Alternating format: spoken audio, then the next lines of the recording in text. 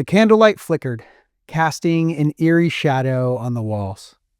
They sat in a circle, eyes wide, hanging on every word that he spoke. "The world is against you," he whispered.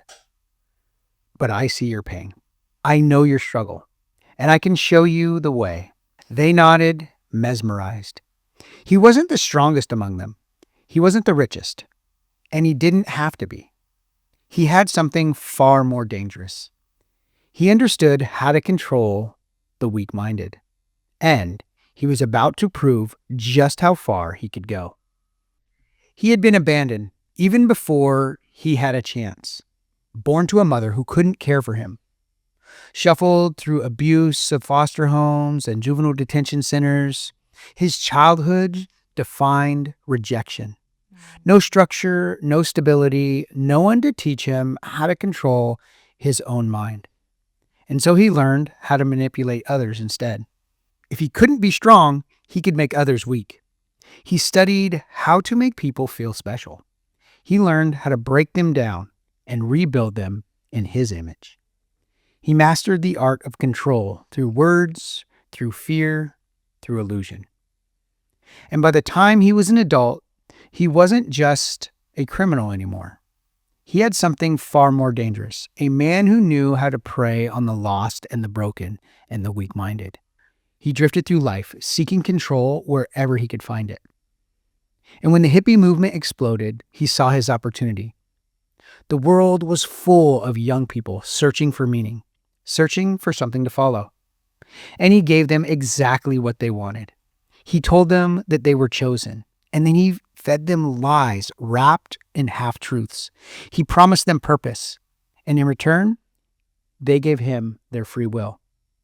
They abandoned their families and they surrendered their identities, and eventually, they followed through with his orders without question, even when those orders led to murder. By the time the world realized what happened, it was too late. These murders shocked the world, proving something terrifying, that it doesn't take chains to enslave people. It only takes an untrained mind, a broken identity, and the right manipulator. He never lifted the knife himself, but he didn't have to, because his followers had already surrendered their minds to him. And the world learned a dark, unsettling truth. People who do not own their own thoughts will always be vulnerable to those who know how to control them. The man who turned these lost souls into killers. The criminal who never had to get his hands dirty to spread destruction. The manipulator that proved a weak mind is the most dangerous weapon of all. This man is Charles Manson. A man who never lifted a weapon, but controlled those who did. A man who showed the world what happens when people don't take care of their minds. You have to learn to master your mind, or someone else will. Manson didn't target the strong. He didn't go after the confident, the self-aware, the mentally resilient. He preyed on the weak, the ones who felt lost, the ones who had no direction, the ones who never learned how to think for themselves. And that's the danger of an untrained mind. Because if you don't take control of your own thoughts, somebody else will. The people who followed Charles Manson, they weren't evil. They were empty, and he filled them with his own twisted vision. And so ask yourself, are you building a strong mind? Are you questioning what you believe? Are you in control of your thoughts, your emotions, and your purpose? Or are you just waiting for the wrong person to come along and take control of you? Welcome to the Mental Health Janitors, where we help you clean up the mess in your head.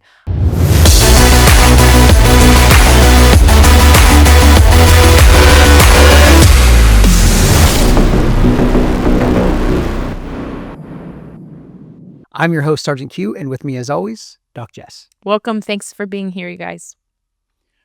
All right, Jess, what did you think of that? Wow. Right? That's a little bit different than our normal mental health heroes. Here's a mental health villain. Yeah. That's a good way to put it. Mental health villain. Mental health villain. And it is. It's so true. And it's so true right? That's the extreme. And it's possible, obviously, because it's happened. Right. But there's so many levels in between that are very, very destructive. That's exactly where I wanted to go. It doesn't take somebody like Charles Manson to control you. It can be friends. It can be family members. It can be the mean girls at school that are convincing you to do something that you shouldn't be doing to hurt somebody else. Yeah. It can be the news media. It can be politicians. It can be different movements that are out there that are social justice movements that are convincing you to do bad things for the cause. Right. And they look for people who are weak-minded, who are not self-aware, who are not mentally resilient. And they prey on that weakness to get you to do things that you normally would never do. Right. I mean, that's the world around us right now. Exactly right. Yeah. So one podcast at a time, we're going to change it. That's right. We're going to get into the conspiracies. No, we're not. No, we're not. Charles Manson today. No, we are not. We are. Yes, we are. And they're not conspiracies. These are actually facts. When I did research on this, facts. Okay. These were theories back then, but it's come to light. Yes. These facts are out there. They can't deny it. And there's good evidence that the CIA was involved in Charles Manson. Okay. And the murders. Yeah. Tell me about it. Oh, you want to get into it right now? I was going to let you get into. Okay. No, I'm going to get into it because we promised our regulars that we're going to get into, right, like controlling the controllables and taking our controllables to the next level and diving into some specific things that we can do so that we don't end up like Charles Manson's victims. And what I'm going to talk about today after we dive into this really cool stuff. I think we should talk about this, give them the tools right now. And then at the end, if they want to stick around, then I'll give them I'll give them the goods on old Charlie Manson. Sure. So right. So today is week 4 in our March mental health month.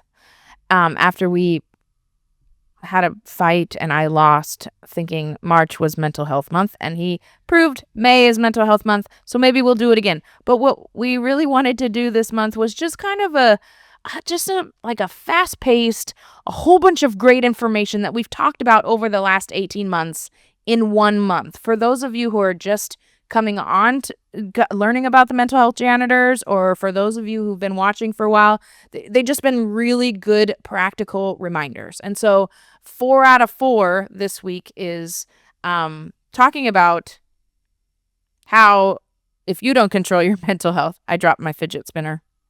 Can you get it for me? It fell on your shoe. I'm like, what just happened? Right, so week 4 out of 4, we're gonna talk about some really cool stuff that he's got going on in his brain. We all know that Q has some pretty crazy stuff that goes on up there. But I also want to follow through on what I promised last week, and that's gonna be one thing that you have 100% control over, and that's nutrition. Yes. Nutrition and the gut-brain connection. Yes. Okay, so you got me into carnivore. I did. Yes. How do you feel? I feel great. Yeah. How was that cookie this morning for breakfast? I'm sorry, I blacked out. What happened? I'm obviously on a break, okay? We were on a break. Okay. Sorry. So you know what, you guys, there's not a ton of research out there, like actual paper, peer-reviewed research, but there's a lot of, what's the word? Anecdotal research. And I mean, like, I'm talking 30, 60, 90-day carnivore cleanses to start. I am not fully convinced that a carnivore lifestyle way of eating forever is the greatest. I'm more of do the 30, 60, or 90-day cleanse, see how you feel, and then start introducing some whole foods one at a time slowly to see how your body reacts or responds to them. That's my soapbox. That's what I would tell anybody who came to me and said, I want to change. I will do anything you tell me to do. I want to be better. That's where I would start. So I'd start with the day1challenge.com. Yes, and that. Day1challenge.com and carnivore 30 or 60 day cleanse. I'm on 6 months right now. Of the carnivore? Yeah. Okay. 6 months. I started 6 months ago because, for you guys who don't know, I'm going to be gone. I'm going to be in Vietnam hiking through the largest cave system in the world. 6 days, 4 days completely underground. It is the toughest caving experience in the world. And I've signed up a year ago. It's a year-long waiting list, and I've been training for 6 months. And part of that is this carnivore diet. Nothing but protein and fat.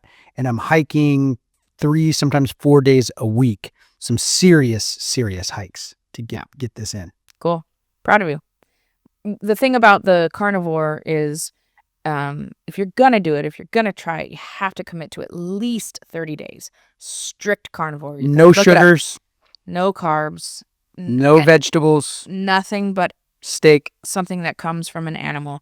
And the reason that you have to do it and we're on a rabbit trail, but the reason why you have to commit to 30 days is because there's so many ebbs and flows of those first 30 days.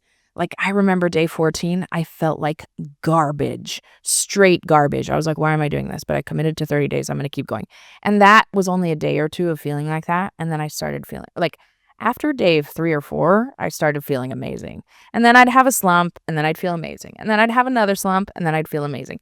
Even up to day 22, I had a pretty big slump, and I was like, oh my gosh, I almost gave up. But I'm so glad I didn't, because after that, I felt the best in my life about day 24 to 30, which made me want to continue going on. But I did. I slowly brought in, after 45 days of strict carnivore, I started bringing in organic berries and certain greens that have been proven to, a lot of the vegetables that we're eating, you guys, there's lots of research out there that they're just so full of pesticides and bad things that it's messing our guts up. And a lot of them are nightshades, which are not good for you anyway. They're basically poison. Yes. Okay, so we're going to talk about that on another. We'll carnivore talk later. But what I want to do today is talk about how what we eat directly impacts our mental health, energy levels, and our emotional stability. Okay. So the gut-brain connection, the gut produces 90% of our serotonin. Serotonin is the feel-good neurotransmitter. One of the feel-goods, yes. Yeah. And inflammation in the gut equals inflammation in the brain. And what does inflammation in the brain produce? Anxiety and depression, you guys. Cortisol. Yes. So foods that help versus foods that hurt. Brain boosting foods, right? These are going to be our omega-3s, salmon, flaxseed, walnuts. Google them. You can say, what are good omega-3s? Eat those, take those supplements, okay? Steak, and there's lots of varieties. There's porterhouse, there's tri-tip, there's New York strip, there's New York steak, they're top round. Yep. Lots of omega-3s in. There's so many great But you got to eat the fatty ones. The lean meats, your brain needs the fats. Your brain needs the fats. So all this low-fat diet, it's killing your brain. What they told you about the food pyramid back when we were kids in Gen X, that is so BS. It's the worst diet ever. Yeah. If you go on to the National Diabetes website and you look at what they tell you to eat in the morning, and this is the National Diabetes, and it creates diabetes. I hope you sue me for this, because the facts are out there. You look at that, it creates diabetes. Exactly right. Yeah. They're saying, eat berries and oatmeal and sugar and orange juice. All of these things create diabetes. This is on the National Diabetes website. You can go there and look at it. Yeah. What they tell you to eat will give you diabetes, and then you need their service. I'm not joking. Go look at it. Yeah. These boost your glycemic index through the freaking roof, and then it leaves you craving, needing more of that all day. And if you think about it, not even think about it, but research is coming out, right? If you think about how much Alzheimer's and dementia 75 years ago, dementia wasn't even a thing. Yeah, they're like, cholesterol is bad. Your brain needs cholesterol. Your brain is created of cholesterol. Yes. Yeah. So obviously we're pretty passionate about this, but yeah, they've been lying to us. They've been trying to control our weak minds, but now we're educated. Surprise, surprise. CIA. So right. So they're starting to call Alzheimer's and dementia diabetes type 3.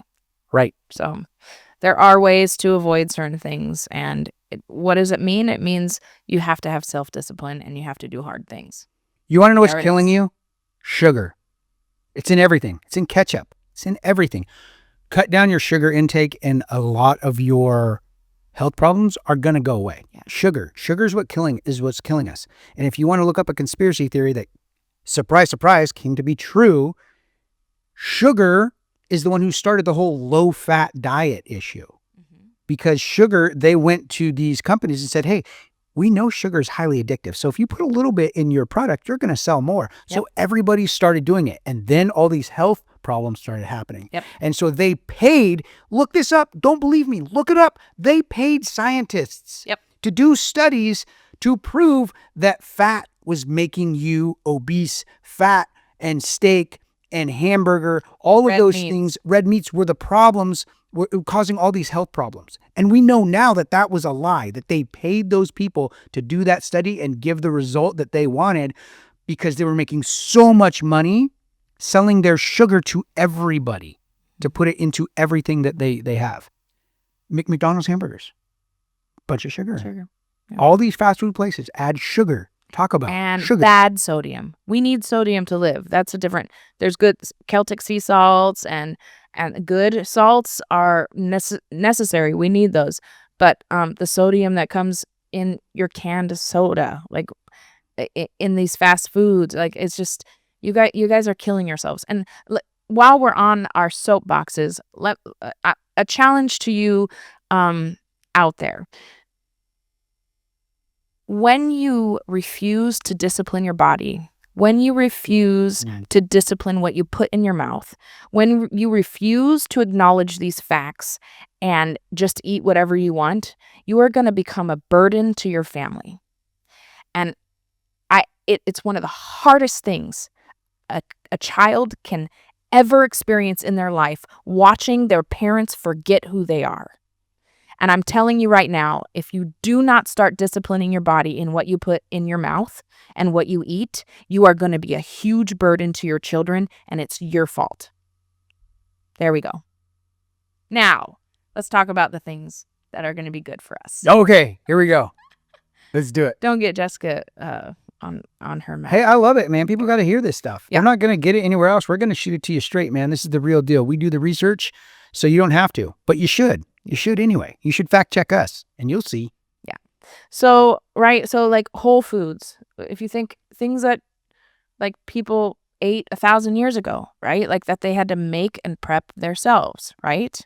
All of the bread that you're eating now is enriched flour and it's terrible for you. So everybody has celiacs or gluten intolerance. Nobody had celiac or gluten intolerance 1,000 years ago because the flour was clean. Okay. And I'm not bashing people with celiac or gluten intolerances. You actually have those things because the way America has produced their gluten, okay? And so probiotics are going to be really good for you too. So if you are on a carnivore kick, certain full-fat yogurts are okay because it's produced by an animal. So it's still animal-based, okay? Fermented foods. Low sugar. Or no sugar though. No sugar. That's I get full fat A2 yogurt from Costco. I add a little bit of monk fruit, which does not spike your glycemic index. Nope. And delicious. And I actually add the peanut butter powder, when I'm not on strict carnivore, and I make a little peanut butter yogurt. And now that I've added certain organic berries, throw some of those in it, and it's when you haven't had sugar in 45 days. It is literally delicious. Anyways, okay. These are the foods that are going to hurt your mental health, okay? Just a few of them, okay? Let's start with processed junk. This is refined sugars, okay? Fast food and artificial additives. Soda is the worst. The soda industry is just used drinking diabetes. I watch kids run around with a Coke, and I hear their parents say, oh, it doesn't affect them. I am going to go as far to say that it's child abuse. With all the information out there at how bad these foods are for your children and you're still giving it to them, I'm going to go as far as saying that that's child abuse, in my own personal opinion. So yes, all the kids at school know that Jessica's the mom who has no fun food at her house. And you know what? My kids behind closed doors say, Thank you so much, Mom, for helping us eat healthy, because when everybody else gets sick, we don't. And we don't struggle with anxiety. We don't struggle with depression. We don't struggle with getting sick every other week. You put good in, you get good out. So think about this. You're driving your car. It's a high-performance vehicle. I have a BMW X6M competition rig. Like, this thing is top of the top. Top of the top. You won't let me drive it yet. No. I'm going to a reputable gas station and getting top-tier fuel when I put it in there. I'm not pulling into some no-name gas station off the turnpike in downtown ghetto Auburn. Kent. Or Kent, and getting some bargain basement gas where I don't even know what gas station this is, and getting the lowest form of that. Like, I'm not doing that. Are they maintaining their tanks? Have they got debris filters in there? I'm not putting that gas in my high performance engine because I don't want it to gum it up and screw it up and then have to buy a whole new engine. Yeah. Well, you know what your engine is? It's your heart. Yep. Your heart is your engine. And so all this junk food and garbage and overprocessed trash that you're putting into your system, no wonder you're sick and you feel like you're dying and you're tired all the time, because you're putting trash into this. Or you have anxiety and depression. Yeah. You're putting garbage fuel into this high performance system that you have, and you're expecting to get top-notch results. It ain't going to happen, homie. Control the controllables, you guys. All right, so we talked about processed junk. This one's going to hurt, you guys. Excess caffeine and alcohol. Excess caffeine. What is excess caffeine? I knew you were going to ask this. How much is too much? Look, if you're used to drinking one of those energy drinks that has 300 milligrams of caffeine, that's excess. You broke me of that. I don't do that anymore. Okay. I haven't touched it. You see all the energy drinks still in the fridge here at the office? Because I don't drink them anymore. When you do a cleanse, a carnivore cleanse, and you just drink, so some people, some super adamant carnivore people, like, well, that's from a bean, don't drink it. Your body is already going through so many withdrawals already. To add a caffeine withdrawal on top of it, I say don't. I say still have your 80 milligrams cup of caffeine to keep those withdrawals away. I think an 80 gram or milligram, I don't know. I think 1 cup of coffee. Milligram, yeah. I think 1 cup of coffee, right, is reasonable. I think if you're the kind of person that needs a triple, quadruple shot in the morning and then a triple or quadruple shot in the afternoon for your second win, I would call that excessive. And I would challenge you to do a carnivore cleanse, yes, and drink that 1 cup of coffee in the morning to help. But I guarantee you by day 7, your energy levels are going to be so high naturally because you've been so dependent on that caffeine. And especially to our believers that are watching us, that watch us, you guys, having caffeine as a crutch is just as bad in the eyes of the Lord as having meth as a crutch. I'm sorry. Obviously, the consequences on earth are different, but in the eyes of our Lord and Savior, relying on caffeine to get you through the day is an addiction, and it's an idol. And I've been there. I've done that. I've had that be an idol. I go through different seasons where I have to cut it out so that I realign. And I know it's hard to hear it, but caffeine is addictive. I do a Duplo shot, which is 2 shots. Mm-hmm. Minimal water, and then I do equal parts heavy whipping cream and half a teaspoon of monk fruit, and that's what I'll have. I'll have 2 of those in the morning. So that's 4 shots. Yeah. I don't have it in the afternoon. Rarely will I have it in the afternoon. I drink some tea. Yeah. But in the morning I have 2 of those. When I'm feeling my best, I will have my Duplo, my double shot in the morning, and then I will have. So how many milligrams of caffeine is that? Is the Duplo? It's going to be 160. 160 mm-hmm. per drink. So I'm doing 300. No. So it's 80 per. Oh, 80. Right. So I'm doing 160, and then another one is 160. So I'm doing 420. No, 160 and 160. Which is what, 320? 320. 320. So I'm good at 320. I'm in at 320. Okay. I'm under 400.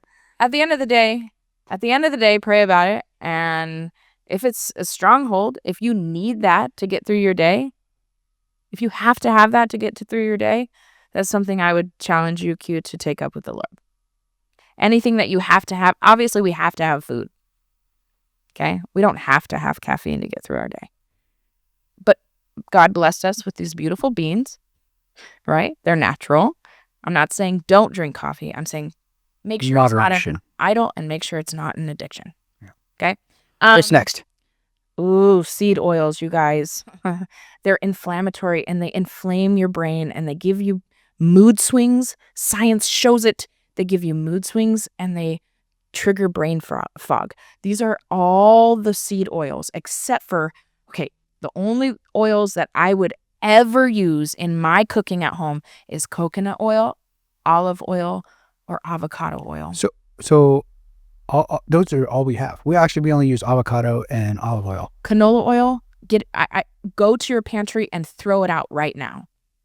Look on all the ingredients of the things what about beef tallow? Beef tallow is amazing. Right? Yes. We use a ton of beef tallow. Beef tallow is great. Bacon. Put it on my feet. Yeah. Put it on my beard. Wait, I don't want to know. Put it on my steak.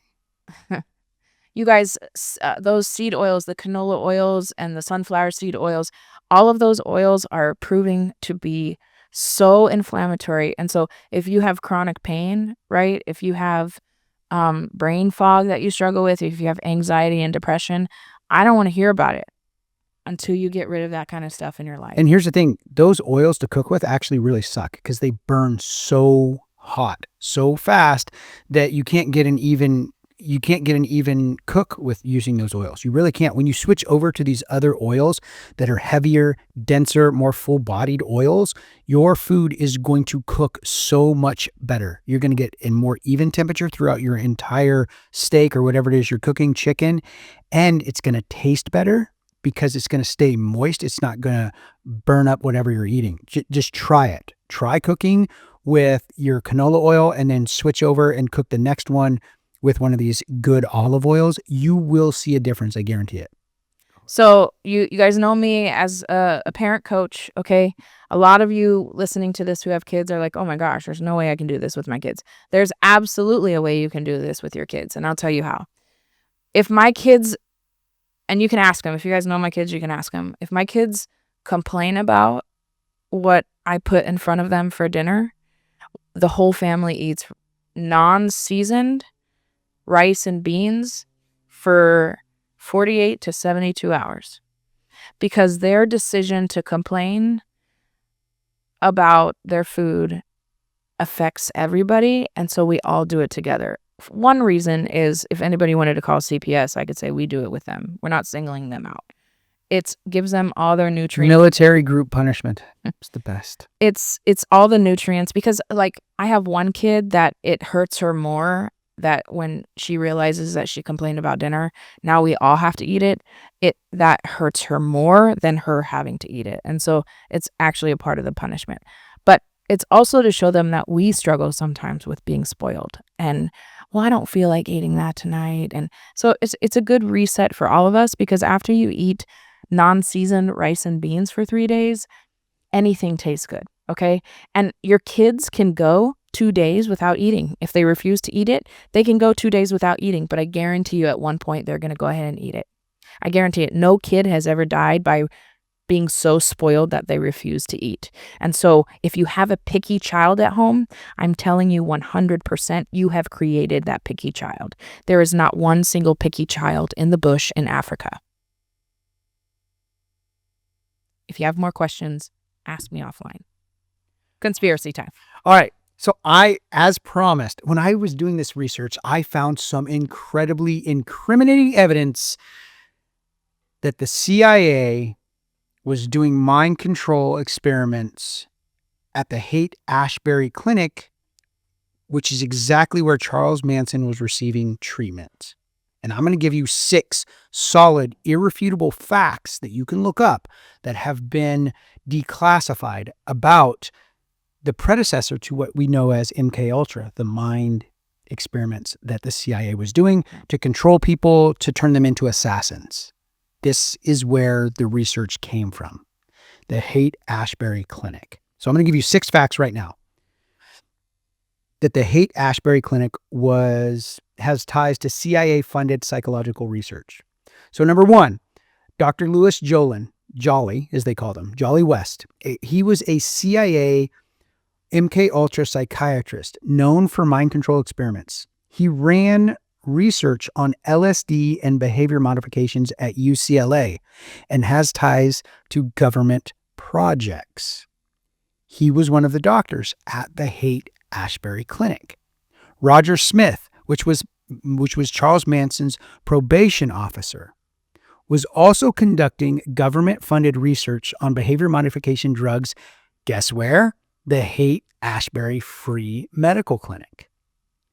3, Dr. David Smith, the founder of the Haight-Ashbury Medical Clinic, which was a hotspot for LSD drug research during the CIA's MKUltra program. So he was the head of this clinic, building the CIA's MKUltra program. Number 4, the Haight-Ashbury Free Medical Clinic received funding from government agencies that were involved in studying drug use and its effect on behavior, particularly in hippies like the criminal Charles Manson. The clinic was operated in the same area as the CIA-funded LSD experiments that were taking place. Wow. Number 5, the CIA's MKUltra program, the U.S. government covert mind control psychedelic drug experiment program, was aimed at behavior modification using unwitting subjects. Number 6, Charles Manson actually got special treatment from the law enforcement. Despite being on parole, Manson repeatedly violated his probation, but was never sent back to prison, raising questions about whether he was protected for research purposes. So what does this mean? This means that Manson was likely exposed to MKUltra experiments at the Haight-Ashbury Clinic. There are doctors that worked there that have government ties to study how drugs and psychedelic manipulation could influence behavior.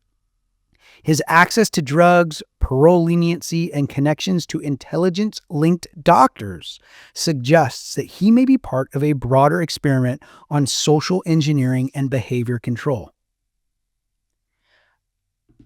When I started writing about Charles Manson as our first villain, I had no idea that there was a much larger villain in the story, which is the CIA. That's insane. Was crazy.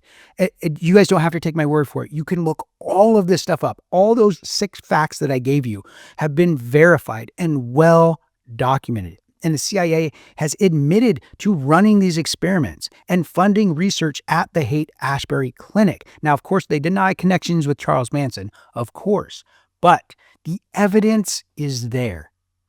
Again, if you do not learn how to take control of your mental health journey, of your thoughts and your emotions, somebody else will. Whether it's a psycho like Charles Manson, a CIA operative like the ones doing MKUltra, the news media, right? The news media, a controlling spouse or relationship or friends. If you don't take control and become mentally resilient, somebody is going to take control of you. Yeah. And I'm going to add, teach your children how to have a mind for themselves. Well, we want to do 3 things here: educate, empower, and encourage you on your mental health journey. So for the Mental Health Janitors, I'm Sergeant Q. I'm Doc Jess. And we're out.